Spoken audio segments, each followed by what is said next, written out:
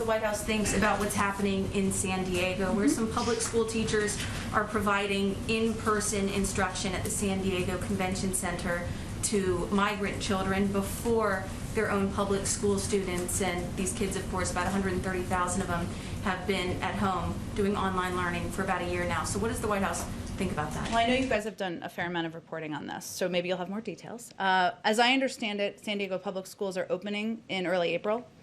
April 12th to hybrid learning. Okay.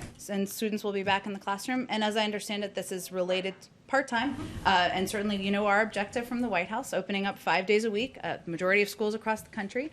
And they're on spring break right now. And this is related to volunteering or being paid. I'm not even sure. You'd have to ask the local school district during spring break for these migrant kids. Yes, so the San Diego County Supervisor, Jim Desmond, he says, you know, I think it's great that there's in-person learning for unaccompanied minors from Central America, but I wish every child in San Diego County was allowed the same opportunity for in-person teaching. So I guess the question is, you know, does the White House think that this sends the right message to these 130,000 kids in San Diego and their parents who've been stuck at home for the last year? Well, I'm just saying that context is important, and these kids are going back to school for hybrid learning. We, of course, want that to be 5 days a week, and we're confident we'll get there early next month. And I believe they're also on spring break right now. So these teachers would be, I'm not sure if it's volunteer or paid. You'd have to ask the local school district while the kids are on spring break, which I think the context is pretty important.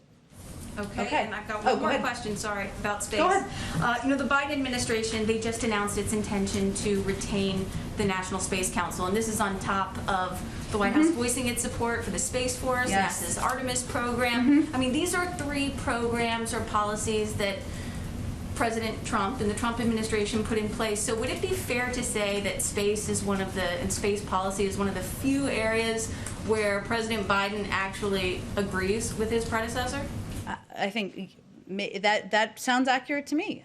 Look, I think the president believes that the National Space Council, as you just conveyed or just asked about, provides an opportunity to generate national space policy strategies, synchronize on America's space activities at a time of unprecedented activity. It's also an opportunity to generate by America's own activities in space. So it certainly is a program, or a council, I should say, he's excited to keep in place, and one I think it's fair to say he agrees with the past administration's maintaining the program.